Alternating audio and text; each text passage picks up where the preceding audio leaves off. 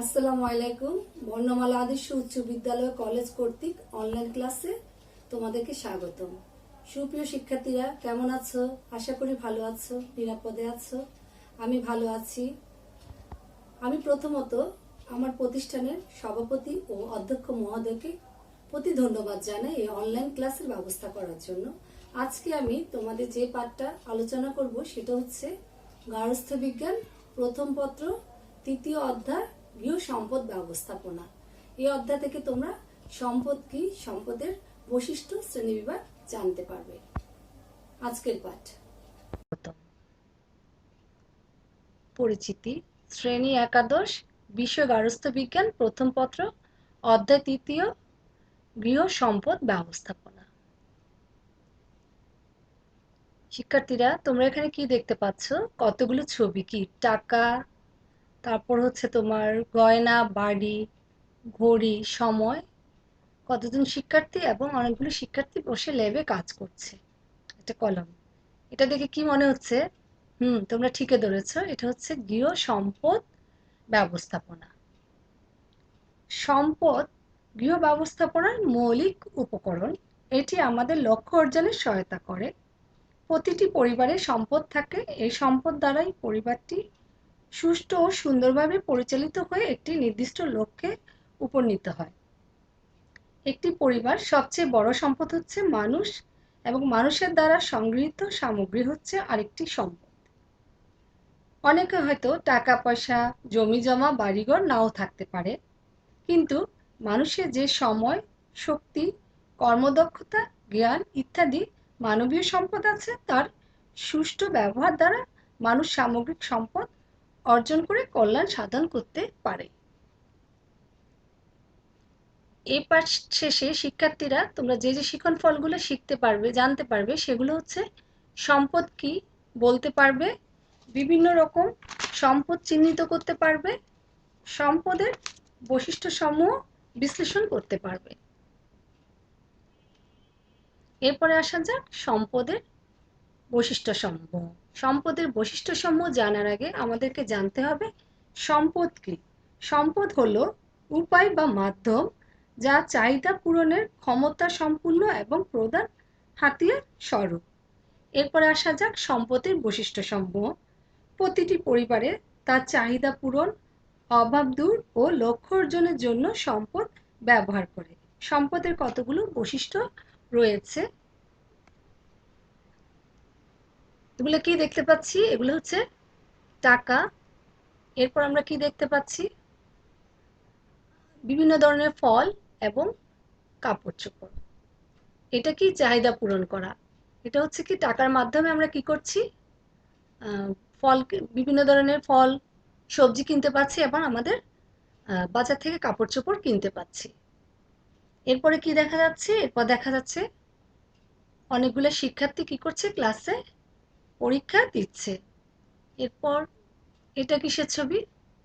এটা হচ্ছে কি? আমরা দেখতে পাচ্ছি কতজন ডাক্তার। বলো তো দেখে কি মনে হচ্ছে? ঠিকই ধরেছ, এটা হচ্ছে আমাদের লক্ষ্য অর্জন করা। তাহলে পড়াশোনা শেষ করে কি সে কি করেছে? ডাক্তার হয়েছে এবং তার লক্ষ্যটা অর্জন করা হয়েছে। এগুলো সব হচ্ছে আমাদের কি? সবগুলো হচ্ছে আমাদের সম্পদ। এখন আমরা এক কথায় বলি, সম্পদ বলতে বুঝি নির্দিষ্ট লক্ষ্য অর্জনের জন্য ও চাহিদা পূরণের উদ্দেশ্যে মানুষের যে উপাদান সমূহ ব্যবহার করে। সম্পদ, সম্পদকে দুই ভাগে ভাগ করা হয়েছে। একটা হচ্ছে মানবীয় সম্পদ আর একটা হচ্ছে অমানবীয় সম্পদ। মানবীয় সম্পদগুলো হলো সময়, শক্তি, জ্ঞান, দৃষ্টিভঙ্গি, সামর্থ্য ও দক্ষতা। অমানবীয় সম্পদ, অমানবীয় সম্পদগুলো হচ্ছে অর্থ, জমি ঘর বাড়ি, অলংকার, সামাজিক ও রাষ্ট্রীয় সুবিধা। মানবীয় সম্পদ, মানবীয় সম্পদ, মানবীয় সম্পদ হস্তান্তরযোগ্য নয়। এটি মানুষের অন্তর্নিহিত গুণ। এটি ব্যবহারে বৃদ্ধি পায় এবং অব্যবহারে কি হয়? বিনষ্ট হয়। যেমন সময়, জ্ঞান, দক্ষতা, কর্মক্ষমতা ইত্যাদি। গৃহ ব্যবস্থাপনায় মানবীয় সম্পদের গুরুত্ব অপরিসীম। মানবীয় সম্পদের ব্যবহার গৃহ ব্যবস্থাপনার কাজ সহজতর করে, বস্তুবাচক সম্পদের সমৃদ্ধি ঘটায়, অপচয় রোধ করে। এরপরে আমরা কি দেখতে পাচ্ছি? সম্পদের বৈশিষ্ট্য। সম্পদের কতগুলো বৈশিষ্ট্য আছে, যেমন উপযোগ, ক্ষমতাধীন, সীমাবদ্ধতা, পরস্পর পরিবর্তনশীলতা, সম্পদ ব্যবস্থাপনা যোগ্য বা পরিচালনা যোগ্য। উপযোগ, আচ্ছা বলো তো আমরা এগুলো কি দেখতে পাচ্ছি? কতগুলো ইট, এরপর কি নির্মাণাধীন একটি বাড়ি, এরপরে আমরা দেখতে পাচ্ছি একটা সম্পূর্ণ বাড়ি। এগুলো হচ্ছে কি আকৃতি পরিবর্তন দ্বারা। এরপরে আমরা কি দেখতে পাচ্ছি? খাদ্য মজুদ, তারপর কি দেখা যাচ্ছে? খরা, এরপর দেখা যাচ্ছে কি বন্যায় রিলিফ। এটা হচ্ছে আমাদের সময় উপযোগী ব্যবহার দ্বারা। এখন উপযোগ, উপযোগ বলতে আমরা সাধারণত বুঝি মানুষের অভাব মোচনে পণ্যের যে ক্ষমতা, তাই হলো উপযোগ। যেসব দ্রব্য সামগ্রী উপযোগ আছে, মানুষ সেসব দ্রব্য সামগ্রী পেতে চায়, কারণ উপযোগ বিশিষ্ট দ্রব্য সামগ্রী ব্যবহারের মাধ্যমে মানুষ তার অভাব দূর করতে পারে। তাই পণ্য বা সম্পদের অন্যতম বৈশিষ্ট্য হলো উপযোগ। লক্ষ্য অর্জনের ক্ষেত্রে সম্পদের উপযোগিতা পরিতৃপ্তি দেয়। সম্পদের উপযোগিতা ব্যক্তি, সময়, স্থান, আকার, শিক্ষা ইত্যাদির উপর নির্ভর করে। যেমন মনে করো, যে ব্যক্তি ক্ষুধার্ত তার কাছে খাদ্যের উপযোগ কিন্তু বেশি। ক্ষুধা ক্ষুধার পরিতৃপ্তির সাথে সাথে তার খাদ্যের উপযোগ কি হয়? হ্রাস পেতে থাকে। শীতের সময় আমাদের কিসের প্রয়োজন? গরম কাপড়ের উপযোগ বৃদ্ধি পায়। আর যে স্থানে খরা, সে স্থানে পানির উপযোগ বেশি। তাহলে আমরা চারটি উপায়ে সম্পদের উপযোগিতা বৃদ্ধি করা যায়। যেমন একটা হচ্ছে কি আকৃতি পরিবর্তন করে, যেমন ইট অবস্থায় ছিল যখন, সেটা কিন্তু আমাদের কি নর্মাল কিছু, এখন যখন আমরা বাড়ি নির্মাণ করলাম, ইট দ্বারা আমরা সুন্দর একটা বাড়ি তৈরি করলাম, এটা কি হলো? আকৃতি পরিবর্তন দ্বারা।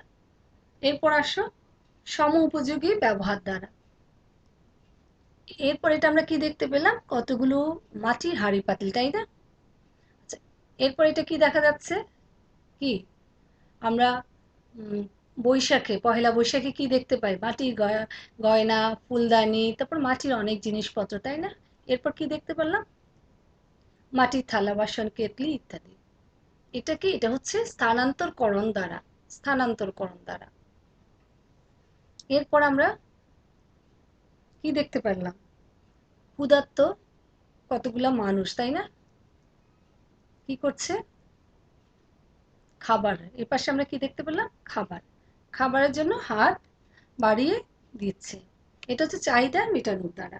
চাহিদা কি? একটি সম্পদের চাহিদা যত বৃদ্ধি পায়, তার উপযোগিতাও তত বৃদ্ধি পায়। যেমন ক্ষুধা পেলে খাদ্যের চাহিদা বৃদ্ধি পায়, পিপাসা পেলে কি পানির চাহিদা বৃদ্ধি পায়। তবে চাহিদার পরিতৃপ্তি হলে ওই সময়ের জন্য সম্পদের উপযোগিতা কি হয়? হ্রাস পায়। এরপরে আসা যাক ক্ষমতাধীন বা আয়ত্তাধীন। আমরা দেখো তো কতগুলো ছবি দেখতে পাচ্ছি। এটা কি? মালিকানাধীন একটা বাড়ি। এরপরে কি দেখা যাচ্ছে? মালিকানাধীন একটা গাড়ি। সুস্বাস্থ্যের জন্য কি করা হচ্ছে? শরীর চর্চা করা হচ্ছে। এরপর কি দেখা গেল? পারদর্শিতা অর্থাৎ সঙ্গীত চর্চা। ক্ষমতাধীন, ক্ষমতাধীন হচ্ছে সম্পদ ক্ষমতাধীন বা আয়ত্তাধীন হতে হবে। আয়ত্তাধীন না হলে সে সম্পদ কোনো কাজে আসে না। যেমন ব্যাংকে গচ্ছিত অর্থ যদি প্রয়োজনের সময় উত্তোলন করা না যায়, পরে অর্থের প্রয়োজনীয়তা কমে যায়। নিজের আত্মীয় স্বজনের যত সম্পদে থাকুক না কেন, প্রয়োজনের সময় চাইলে যদি পাওয়া না যায়, তাহলে নিজের প্রয়োজন মেটানো যায় না। অর্থাৎ সম্পদ দ্বারা নিজের চাহিদা মেটাতে হলে সম্পদ আয়ত্তাধীন হতে হবে। সম্পদের আয়ত্তাধীন মালিকানা সম্পদের গুণাগুণ, পরিমাণ, সীমাবদ্ধতা ও ব্যবহারের উপর কি করে? নির্ভর করে। যেমন ধরো গুণাগুণ, জমি যদি উর্বর হয় তাহলে গুণাগুণ বৃদ্ধি পায়, ফসল বেশি উৎপন্ন হয়, ফলে কি হয়? মালিক লাভবান হয়। এরপরে আসা যাক পরিমাণ। জমির পরিমাণ বেশি হলে বেশি ফসল উৎপাদন করা যায়। এরপরে আমরা কি দেখতে পাচ্ছি, এটা সময়, এরপর কি এটা কতগুলো টাকা, পরে কি দেখতে পাচ্ছি শক্তি, এটা কি দক্ষতা। তাহলে এগুলো কি বলতো? এগুলো হচ্ছে সীমাবদ্ধতা। সব মৌসুমে সব ফল উৎপাদন, এখানে আমরা সীমাবদ্ধতা কি সময়, এটা কি, এটা হচ্ছে আমাদের সময়। সময় 24 ঘন্টা, ইচ্ছা করলে সেটা আমরা কি বাড়াতে বা কমাতে পারি না। ধনী গরিব সবার জন্য কি এক সমান। এখন সীমাবদ্ধতা সম্পদের অন্যতম প্রধান বৈশিষ্ট্য। সম্পদ গুণগত ও পরিমাণগত দিক দিয়ে সীমাবদ্ধ। সম্পদের সীমাবদ্ধতা স্থিতিস্থাপক, শক্তি গুণাগুণ দিক থেকে এবং সময় পরিমাণগত দিক থেকে সীমাবদ্ধ। সময় কি ইচ্ছা করলে আমরা ধনী বা গরিবের জন্য বাড়াতে বা কমাতে পারি না, সবার জন্য কিন্তু সমান সময়টা, তাই না? সময় এমন একটি সম্পদ যার সীমাবদ্ধতা সর্বজনীন। যেমন সময়ের চাহিদা বা গুরুত্ব ব্যক্তি ও অবস্থা বিশেষে আবার কি হয় তারতম্য ঘটে। যেমন মনে করো একজন গৃহিণীর চেয়ে চাকরিজীবীর সময়ের গুরুত্ব কিন্তু অনেক বেশি। আবার এই চাকরিজীবী যখন অবসরে যায় তখন তার কাছে সময় অফুরন্ত মনে হয়। অন্যদিকে তোমার শক্তির সীমাবদ্ধতা ব্যক্তি বিশেষের কি হয় তারতম্য ঘটে। স্বাস্থ্যবান মানুষ অনেক কঠিন কাজ কিন্তু করে ফেলতে পারে, আর যে স্বাস্থ্যবিহীন মানুষ সে কিন্তু কঠিন কাজগুলো সহজে করতে পারে না। সময় শক্তি সুষ্ঠু ব্যবহার দ্বারা নিয়ন্ত্রণ করা যায়। এরপরে আসো পরস্পর পরিবর্তনশীলতা। এটা আমরা কিসের ছবি দেখতে পাচ্ছি? কতগুলো শিক্ষার্থী একসাথে কি পড়াশোনা করছে, জ্ঞান। এরপর এটা কি দেখতে পাচ্ছি, কি সেলাই মেশিনে কাজ করছে, এটা হচ্ছে আমাদের দক্ষতা। অর্থ, এগুলো হচ্ছে বিকল্প সম্পদ ব্যবহার। এরপর কি দেখতে পাচ্ছি বিক্রয়, কি বিক্রি করছে? অনেকগুলো খাবার, এখন রোজার দিন তাই না, ইফতার, ইফতারের খাবারই মনে হচ্ছে। ইফতারের খাবার, এই যে খাবার, এটা কিসের বিনিময়? টাকা। হাতে কি এটা দেখা যাচ্ছে টাকা, তাই না? তাহলে আমরা এটা কিসের বিনিময় হচ্ছে? অর্থের বিনিময়ে আমরা কি পাচ্ছি? অর্থের বিনিময়ে কিন্তু আমরা খাবার কিনতে পাচ্ছি। আর কি পাওয়া যাচ্ছে? অর্থের বিনিময়ে আমরা কি করছি আবার? দোকানে গেলে আমাদের সবজি কিনতে গেলে কি হচ্ছে? তাদেরকে অর্থ দিচ্ছি, টাকা দিচ্ছি, এর পরিবর্তে তারা আমাদেরকে কি দিচ্ছে? বিভিন্ন ধরনের সবজিগুলো দিচ্ছে। এখন আমরা পরস্পর নির্ভরশীলতা, সম্পদ পরস্পর পরস্পর পরিবর্তনশীল। এই পরস্পর পরিবর্তন বিভিন্নভাবে হতে পারে। প্রথমত আমি কি বলেছি, বিকল্প সম্পদ ব্যবহার, তাই না? বিকল্প ব্যবহার বলতে একটি সম্পদের পরিবর্তে অন্য একটি সম্পদ ব্যবহার করা বোঝায়।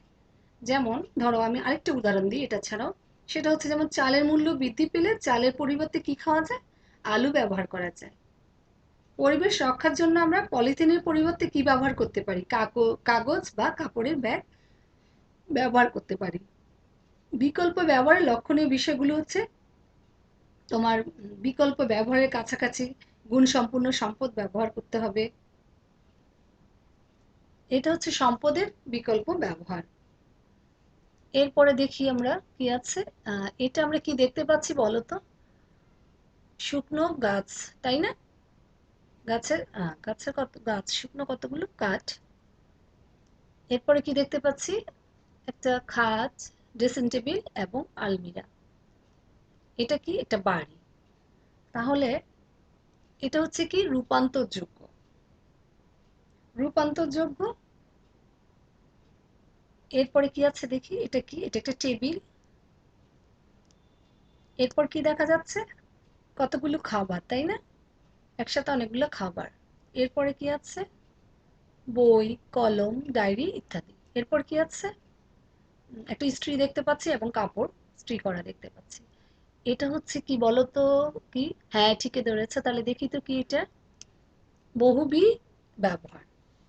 আমরা এখানে আমরা একটি সম্পদকে বহুবিধ কাজে আমরা ব্যবহার করতে পারি। যেমন আমরা এই সময়, যেমন আমরা এই টেবিলটাকে আমরা কি করছি? খাওয়ার খাবার টেবিল হিসাবে ব্যবহার করছি, আবার পড়ার কাজে ব্যবহার করছি, আবার কি করছি, ইস্ত্রির কাজে ব্যবহার করছি, তাই না? কাপড় ইস্ত্রি করার কাজে ব্যবহার করছি। অর্থাৎ একটা টেবিলের মাধ্যমে আমরা বহুবিধ ব্যবহারগুলো করতে পারি। এগুলো কি? টাকা পয়সা, তাই না? কি পাচ্ছি? অনেকগুলো ফল দেখতে পাচ্ছি, বিভিন্ন ধরনের ফল। কি দোকানে গেলে আমাদেরকে এমনি এমনি দিয়ে দিবে? না, আমরা যদি টাকা দিব তখন টাকার বিনিময়ে আমরা ফলগুলা পাবো, বাজার থেকে কিনতে পারবো। কাপড় দোকানে যাও, তাও একই অবস্থা। আচ্ছা, এটা হচ্ছে বিনিময়, যাকে বলা হচ্ছে বিনিময়। বিনিময়টা হচ্ছে বিনিময় করে সম্পদের ব্যবহার বাড়ানো যায়, অর্থাৎ অর্থের বিনিময় মূল্য আছে। বিনিময়ের ক্ষেত্রে পরিতৃপ্তি বিষয়টি খেয়াল রাখতে হবে। বিনিময়ের দ্বারা পরিতৃপ্তি যত বেশি পাওয়া যাবে তত বেশি লাভবান হওয়া যাবে। এরপরে আসি, কি দেখা যায়? শিক্ষার্থীরা খেয়াল করো তো, এটা কিসের ছবি?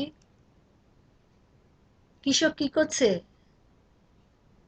জমিতে চাষ করছে, তাই না? এরপরে কি? ফসল ফললো, তাই? কি হলো? ধান কেটে নিয়ে গেল। এটা হচ্ছে কি আমাদের সৃষ্টি। তাহলে সৃষ্টিটা কি? সৃষ্টি হচ্ছে সম্পদ সৃষ্টি করা যায় অর্থ, সময়, শক্তি ব্যবহার করে, বিদ্যা ও জ্ঞান অর্জন করে নিজেকে সম্পদে পরিণত করা যায়। এরপরে আসো, সম্পদ ব্যবস্থাপনা যোগ্য বা পরিচালনা যোগ্য। যে হচ্ছে সম্পদ